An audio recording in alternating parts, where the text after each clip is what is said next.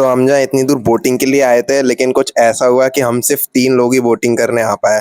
तो last part में जैसे कि आपने देखा था कि हमने नैनीताल को बाहर-बाहर से अच्छे से एक्सप्लोर कर लिया था और अब बारी थी इसकी मेन लेक की और इसके आस-पास के पॉइंट को एक्सप्लोर करने की। तो सुबह जल्दी-जल्दी उठ के हम लोग निकल चुके हैं लेक की तरफ, लेकिन हाँ, उससे पहले थोड़ी-सी चाय पी लें। तो अपना नाश्ता खत्म करने के बाद हम लोग निकल चुके हैं जल्दी से लेक की तरफ, क्योंकि सुबह-सुबह बोटिंग जल्दी हो जाएगी।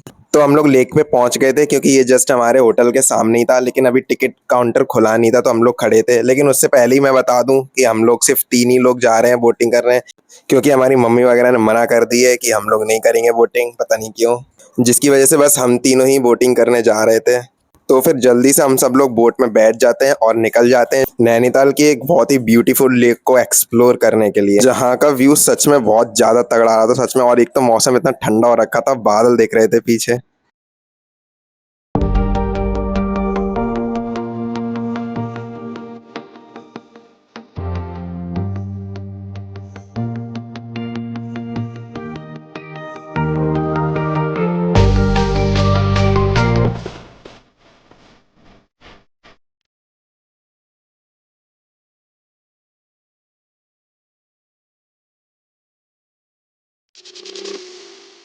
तो फिर उसके बाद हमारा एक राउंड कंप्लीट होता है और हम लोग चल देते हैं वापस किनारे की तरफ। और सच में बहुत ज्यादा मजा आया, क्योंकि एक तो मौसम इतना बढ़िया हो रखा था, बारिश हो चुकी थी सुबह सुबह, और सच में इतने मजे करे हमने यहाँ पे। और फिर जल्दी से हम लोग किनारे पे पहुंच जाते हैं। फिर हम बोट से उतरने के बाद निकल जाते हैं, वहाँ पे एक पास में एक मंदिर है जिसका नाम है श्री मां नैना देवी मंदिर। तो हम वहाँ जल्दी से पहुंचते हैं और वहाँ के दर्शन करते हैं और वापस जल्दी से लौट के आते हैं। तो अब हमारे दर्शन तो हो चुके थे और कुछ शॉपिंग भी हमने कर ली थी, पर अब हमें लग रही थी बहुत तेज भूख, तो हम लोग अब खाने बैठ जाते हैं कुछ खाने को। मैं तुमसे ज्यादा गोरा हूँ।